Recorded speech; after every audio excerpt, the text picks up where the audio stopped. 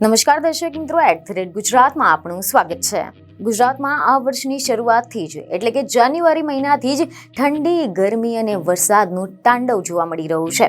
ત્યારે ફરી એકવાર વાતાવરણ પલટાયું છે અને આ વખતે વાવાઝોડા જેવો સુસવાટા ભર્યો પવન ફૂંકાઈ રહ્યો છે। ત્યારે હવે આ બધાની વચ્ચે ફરી એકવાર વરસાદની આગાહી કરવામાં આવી રહી છે।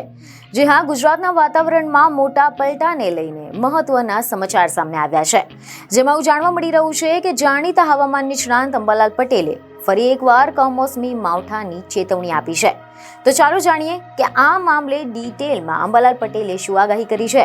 તો અહેવાલ એવા મળી રહ્યા છે કે હવામાન નિષ્ણાંત અંબાલાલ પટેલની એવી આગાહી સામે આવી છે કે આગામી 2 દિવસ પવનની ગતિ વધુ રહી શકે છે, જ્યારે 8, 9 અને 10 તારીખે તાપમાનમાં વધારો થશે। આ દિવસોમાં સવારે હિમાળિયું હવામાન રહેવાનું છે, જ્યારે 9 થી 11 ફેબ્રુઆરીમાં ફરી એકવાર હવામાન પલટાય તેવી શક્યતા છે।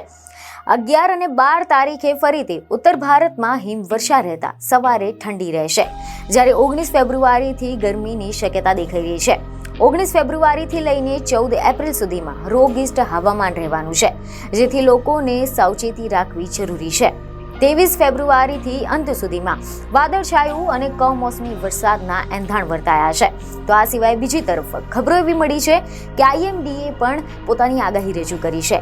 IMDએ 8 ફેબ્રુઆરીથી નવા વેસ્ટર્ન ડિસ્ટર્બન્સ સક્રિય થવા વિશે માહિતી આપી છે, જે ઉત્તર પશ્ચિમ હિમાલયને અસર કરશે।